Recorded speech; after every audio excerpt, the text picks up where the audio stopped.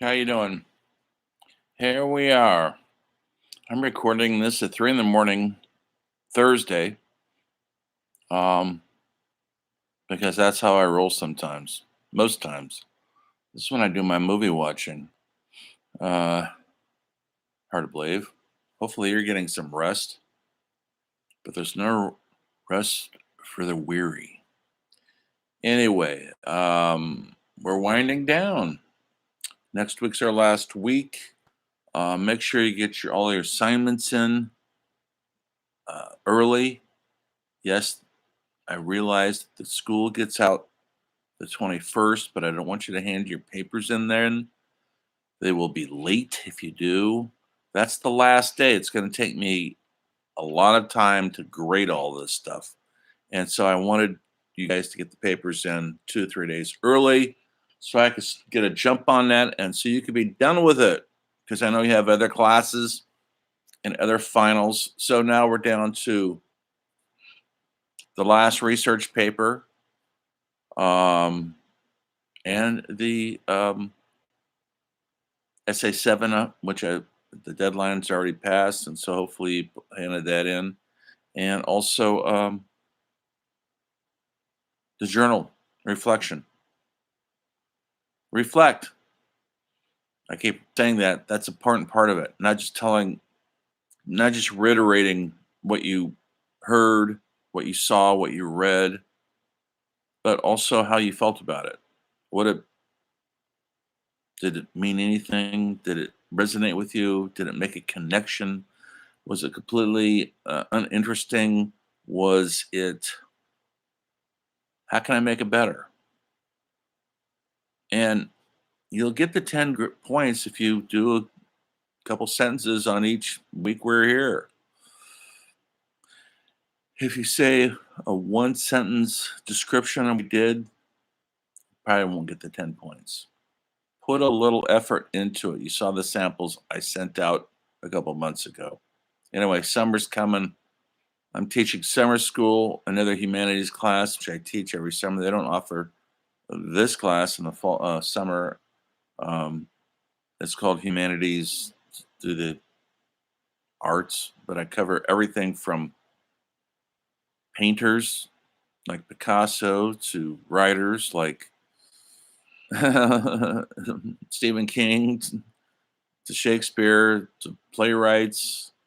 I cover films too, a little differently than I'm doing this. Music, we go from Mozart to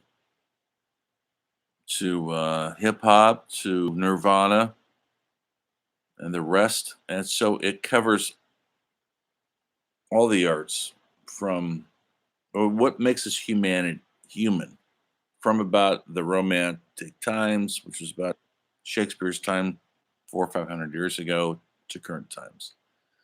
That's this summer. I'll be doing that in the fall too. Maybe you want to take that class if you like this sort of thing. Um, anyway, so today I want to talk about, as we're winding down, current cinema.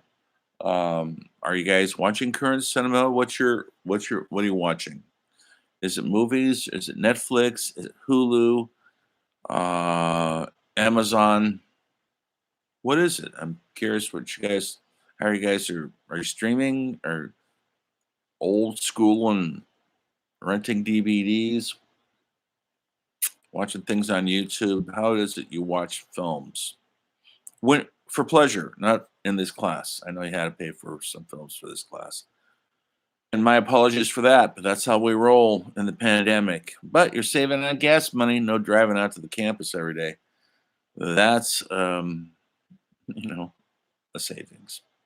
Wear and tear in your car and getting up and getting in the class on time. Um, anyway, I'm rambling. I'm going to talk briefly about current cinema and what caught my eye yesterday. I read the New York Times. That's a newspaper, folks. Yes, I actually read the newspaper and the Washington Post and San Francisco Chronicle and LA Times.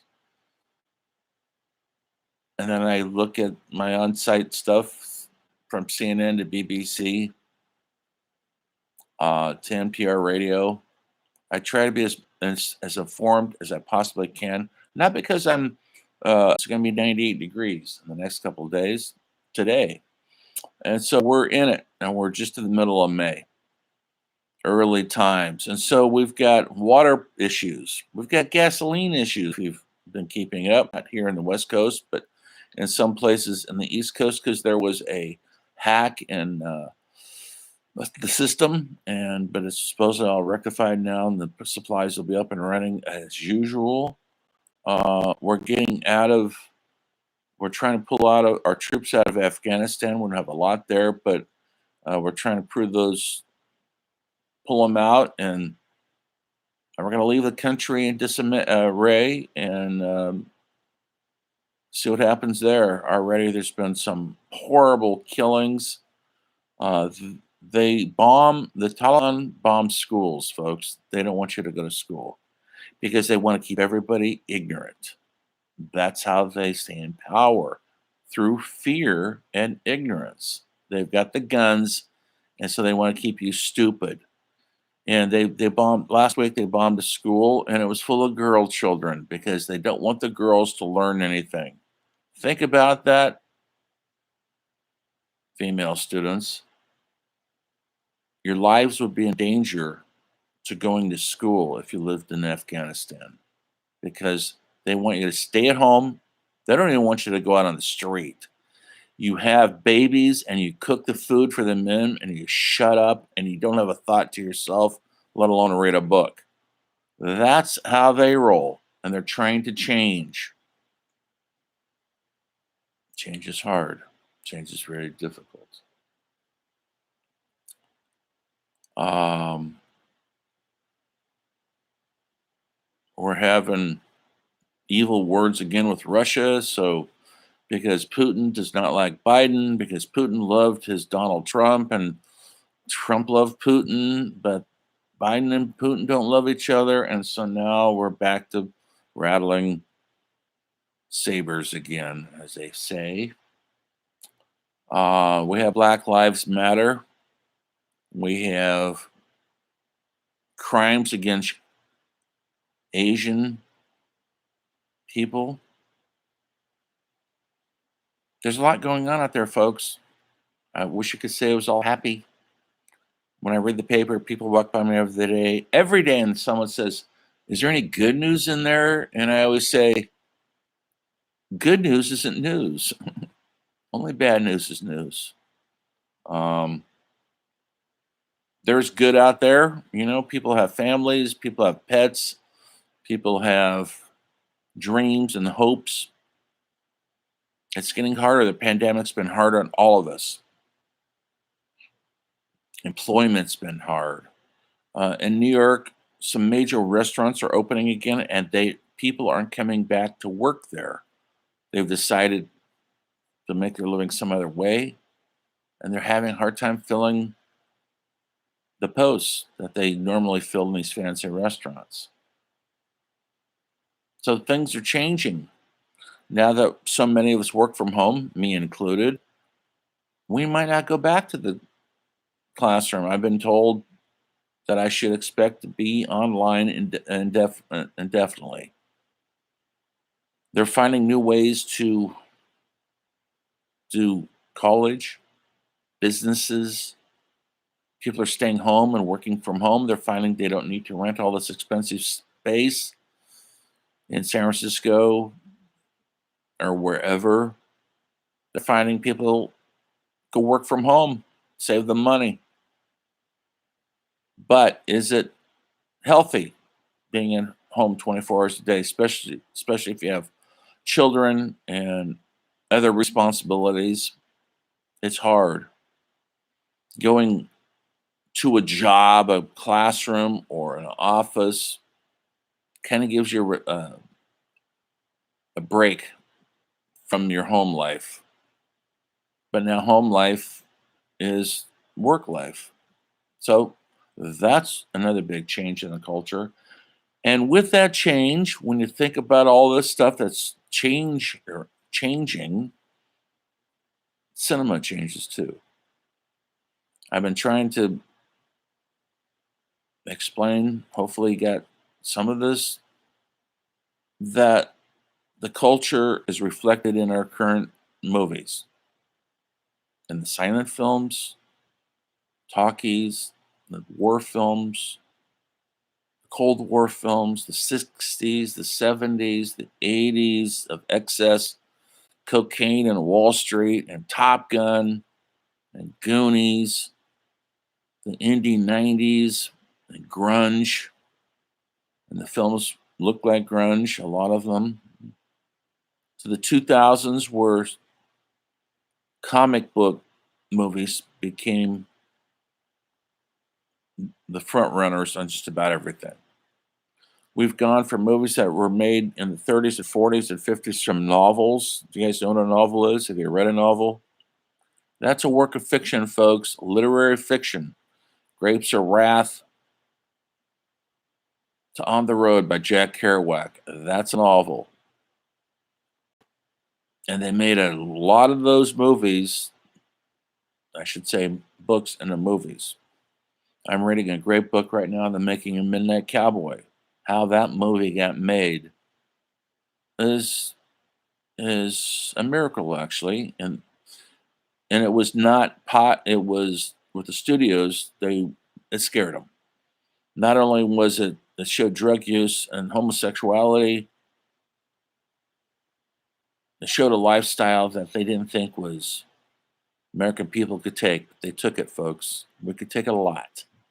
Hollywood always underestimates the American people, their audience. They want to give you something dumbed down, simple, simple entertainment that you don't have to think about or worry about or talk about or discuss. You don't come out of the movie theater questioning anything because all the answers have been given to you.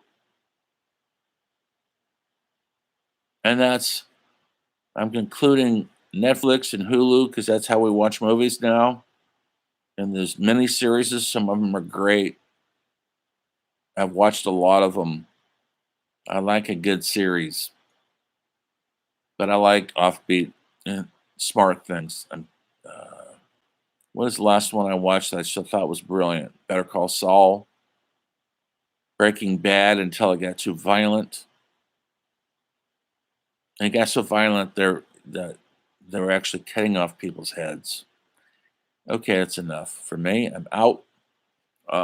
Another good one was Ozarks. It got very violent also. It seems like after 2 years, they come up with a clever idea and it's smart and it's clever. It's a good thriller. It's got some humor thrown in there. And then they run out of ideas and they got to up the ante on the violence. I think that's what they think their ratings are. That's what people want to see. There's a great series based on the movie Fargo called Fargo. The first 2 years, a lot of violence, but it really clever, like the movie Fargo, which is a work of genius. It really is. They had the humor in there and the violence. Um, and then there's HBO, which throws in a lot of pretty graphic sex. You look at Midnight Cowboy now, and I know a bunch of you watched it because you had to write your papers about it. There's no graphic sex in it. Yes, you see hints of what could be sex, but now we see the act itself and we hear it over and over and over again, like violence. We just don't shoot somebody now. We've got to see their brains going out the back of their head. Oh, yes, that's how we roll now. In our current viewing patterns, yesterday's paper had a huge list of current horror movies that are coming out to streaming services, to movie theaters. You know, they're opening up movie theaters again. A uh, limited audience capacity because of the pandemic, but people are getting vaccinated and they're allowing people in the movie theaters 25%, 30% capacity. And then the movie will play there for a little bit and then it usually goes onto a streaming platform. Uh, Horror movies, they're making a lot of them. They're all they're almost a for sure ratings winner. They make money. We didn't have many for horror movies. Literally, 60s, 70s, 80s, 90s horror movies. I'm talking about. They're more popular than ever before right now because of the culture. We're living in scary times, folks. The horror is right outside our door. The horror is in an unemployment line. The horror is in sickness and the pandemic and this constant war between people who support certain political ideals and people who don't. The horror is with us every minute. That's why a series like The Walking Dead was so popular because zombies are out there. For reals, metaphorically speaking. Metaphors can be very real also.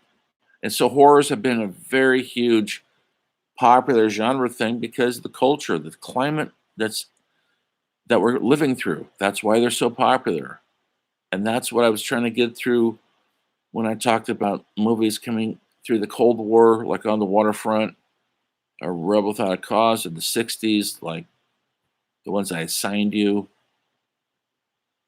What was happening in the culture, like The Quiz, Vietnam War, civil rights, Richard Nixon leaving office, the war against its own people for protesting the war, National Guard killing students because they're protesting, killing them, folks. 1970 in Kent State. Students were not doing anything violent. Google it. Um, this year we had the movies that were nominated for Oscars shows what's going on in the culture. The movies that, like the Trial of Chicago 7, that happened in 1968, folks. The Chicago Convention. Movies, the happening, the true facts of that are based over 50 years ago. And yet it's very relevant today because we're still fighting in the streets for rights, whether it's Black Lives Matter or whatever else we're fighting for. That's why that was so popular. You think, why would they make a movie that was set back in those days? Why would it make it? Why would anybody care now? Well, because not much has changed. Technology has changed. There's no cell phones in those days. And that's about it. The same civil unrest.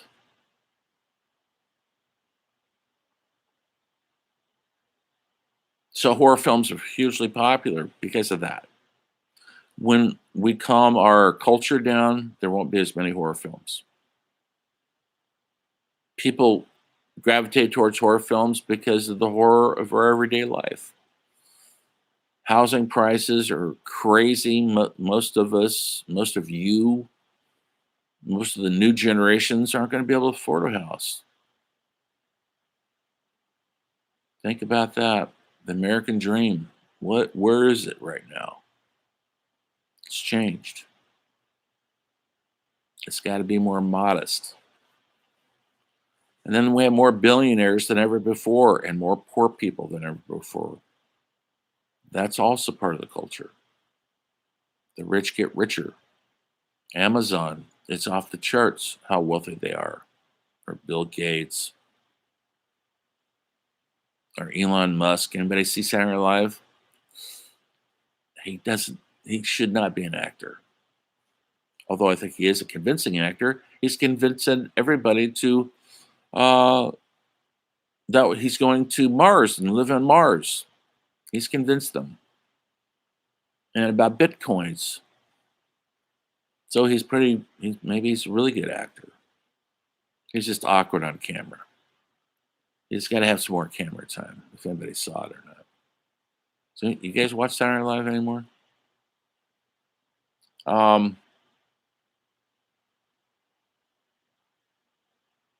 Comic books, and I know you love them, but how many comic book movies can we see? How many superhero movies? The actors who star in those things, many of them, I agree with them, feel the genre is exhausted. Where are we going to go? How many more sequels to the Avengers or Iron Man are we going to make? Over and over and over again, the sequels are very similar to the last movie. They don't change much. How many more Star Wars are they going to make?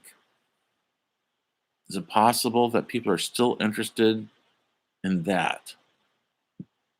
Why? What's going on? Escapism? Perhaps. We feel powerless. So when we watch the Avengers or Iron Man, it looks like those people are taking action. We don't feel so powerless. That's just the movies, folks. Robert Downey Jr. is not Iron Man. He's an actor who lives in Hollywood. Johnny Depp is not the pirate in Pirates of the Caribbean. He's an actor who lives in Hollywood. They aren't superheroes, folks, and neither are we. But we can be heroes, David Bowie said, for just a day if we do the right thing, make the right choices, and not tear down everything, but try to help and try to build something. And that's up to you. It's up to all of us. There's a lot of us. People complain about shortages and whatever because there's a lot of people, folks. A lot of people. The earth is only going to support us. We're exhausting our resources. They say the next gold will be water. Just look around with the droughts, climate change, whether you believe in it or not, it's happening. And it's affecting our water sources. It's affecting the oceans, the streams, the rivers. Right now, Shasta Dam is releasing everything they can to get water down to central and southern to farmers. People think, oh, it's spoiled people leaving to water their lawns in LA. That's not it. That's part of it. Because we shouldn't have so many lawns. Lawns take up too much water. I lived in New Mexico for 10 years.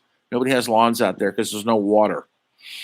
You let the desert, and you take the beauty of the desert and you live with that. Not some fake green space that is not natural. Places like Santa Fe and Joshua Tree, if you've ever been down there, they have a natural environment. They live with nature. They don't try to corrupt nature. So we're not making so many movies anymore out of novels because a lot of the young generation, old generation, don't read anymore. Not like they used to. So rating's gone down. So where do you find the material for the new movies? Well, one of the materials they found, I just saw it this week, based on a book. It's called Nomadland. It won the Academy Award for Best Movie, Best Director, Best Actress. Frances McDormand. Now, what did I think about it? Have you seen it? Are you curious about it? Do you not care about that? Because there's no superheroes, folks. There's no violence in it. There's no sex in it. It's a more sexless movie than you'll ever see. It's nothing but old people living in vans, sitting around campfires talking about the old days. And they're not smoking joints and having free love, folks. Those days are long over. No Man Land is based on a woman's real experience of losing her husband, her house, and she's living in a van now. I see it everywhere. I see it here in Reading.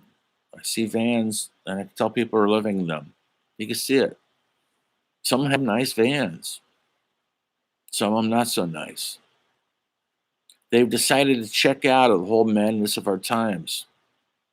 They're not buying into the get debt in debt for the rest of your life culture.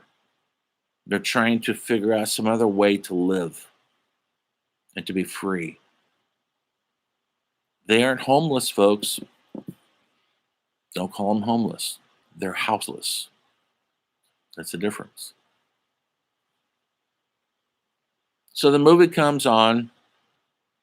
I was rather underwhelmed, like I knew it would be, because I'd read a lot about it already. Totally respect everybody involved in it. It is what I would call almost a documentary look at this sort of things, because not much happens. Literally, almost nothing happens.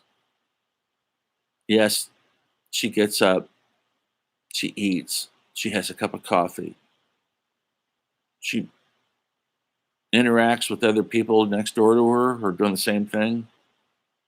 She goes to work at different places like Amazon warehouse or cleaning toilets and a rest stop. She's not highly educated, so she's not going up the ladder of career moves. She's lost her husband. She's walking wounded, not terribly friendly. A gentleman in it has expresses interest in her, and she is not friendly to him. She sort of is, but not much, because she's lost her feeling. She's not ready for to be in love again.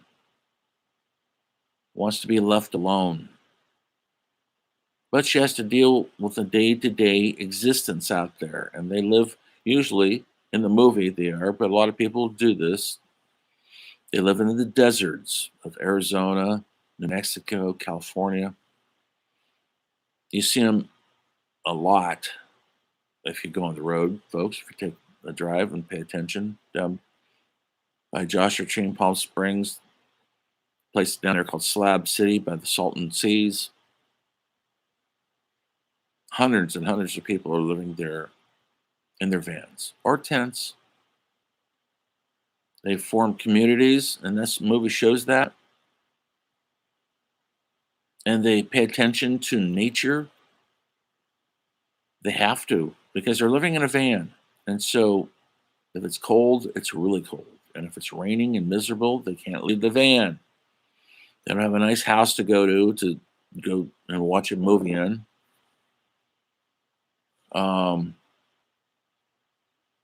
I kept thinking, as a filmmaker, I watch all movies as an audience, but also as a person who's made some films and wants to keep making films. Uh, is it a movie? Would it actually qualify as a movie? What qualifies a movie? Just turning your camera on and it's on YouTube? Is that really a movie? Are you telling a story in a creative way with lighting and acting, writing? Um, this was a the director used, for the most part, amateur actors who never acted before, and you could tell. And then you could tell the ones that had acted before, obviously Frances McDermott, who had already won the Academy Award many years ago for Fargo. Wonderful, wonderful, wonderful actress who is letting herself age. She's a little younger than me, and she looks her age. She's not trying to be all glam Hollywood. She looks her age. And so this is the kind of role that she's going to play. So there's a lot of truth in that. Alfred Hitchcock, Sam Peckinpah, Robert Altman. I don't believe any of them would be that enthralled with this movie, because they would say, well, nothing's happening. But then a lot's happening in a way. life. Oh, do we expect more out of our movies? Do we expect life amplified? That's what movies are, folks. Every movie I've ever loved is an amplification of life. It's not a slice of life. That could be boring. If we really want to watch a slice of life, put a camera in your living room and film it for a month. See if anybody wants to watch it. So movies have always been heightened realities. They've never been real. They say that doesn't mean they're not truthful. They're telling the truth every minute, but they're doing it through performance and characters and camera work and dramatic lighting and sound and music and fury and love and devotion and everything else that movies could encompass. So No Man Land is the perfect film for these times right now. Perfect film for these times because we're all searching. We're searching for some sort of human truth and we're trying to avoid the lies. How do you live in this world and avoid the lies? How do you live in this world and not feel like a failure if you don't strive and have nice cars and houses and a career? How's that happen if you choose another way or it chooses you sometimes? Absolutely. What struck me in this movie, maybe you've seen it, because I do things. I play guitar, I read a lot. I'm writing 2 books right now, working on a documentary and a fiction film, and I'm a painter also. I know you love my self-portrait. I have to keep creating something. She doesn't do anything. Frances's character is, I believe, suffering from post-traumatic stress. I wish you guys would see the movie. We could talk about it. Because her husband's died, they lost their income and their house, but they lived in a lousy area. I mean, lousy, it was desolate. Empire, Nevada.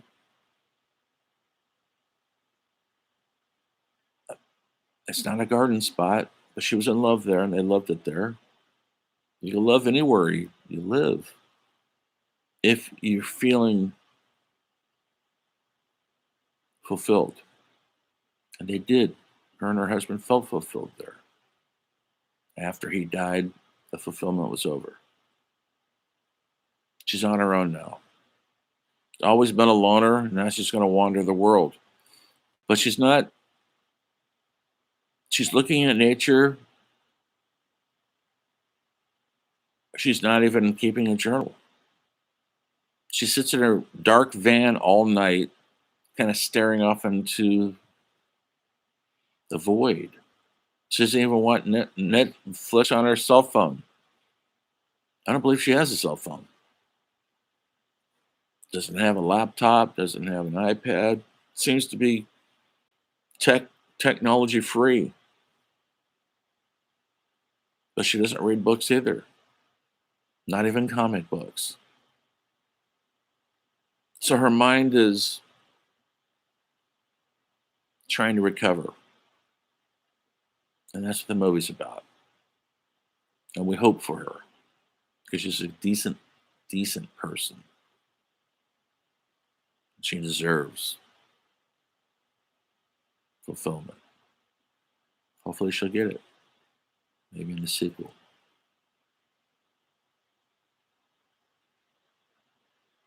There's a series coming on this week. I think it starts tomorrow on Amazon called The Underground Railroad, based on a popular best-selling novel by Colson Whitehead, who won the Pulitzer Prize for it. I've actually met him. He came here to Shasta College 2 years ago. My brother used to be the foundation director, and he would bring speakers to the Shasta College. He brought in Colson. It cost a pretty penny, folks. It cost the Shasta College about 30 grand to bring him here. and had dinner with him, and he spoke. He was great. It was hilariously funny. He's like a stand-up comic. And so this TV series is based on his life about Underground Railroad, which was a thing that happened in the Civil War times of our country, how black people got from the South to the North to escape slavery. The Underground Railroad is a metaphor. There was no railroad, folks. Although in this one, there supposedly is. That's a made up part of it. But mostly the Underground Railroad was people hiding black slaves in their houses from the slave owners who were out to get their property back until they could get up to the north and then be free and then deal with a whole other set of rules up there that try to exist. And it comes at an important time in our history. That's why it's happening right now. That's why they made this into a movie. The historical it's perfect time for historical events. Yes, it happened 300 years ago, but it's still very relevant. Very relevant. And then there's the LBGQ community, and they're getting noticed. They're getting series like Posse. They're getting to write, direct, act, perform. We're seeing them. They're not hidden. They're not in the shadows. This is a good time for all of that, but it's also a dangerous time because people in some countries, if you come out as trans or gay, you could be killed or put in jail. We're a little better here, but you're still facing prejudice and ignorance and fear. Fear of the other. That's what most fear is. We fear the other, or you don't, and you embrace the other. So that's where movies are now, folks. Winding down into our summer. Hope you guys have some interesting plans. I want to do some traveling, but I have cats. Ugh. So, on that note, remember, go out there and watch Nomadland. Like to see your opinion of it.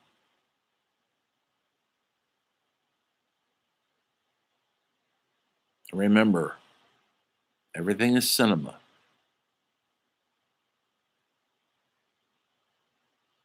I'll talk to you next week when the story film continues.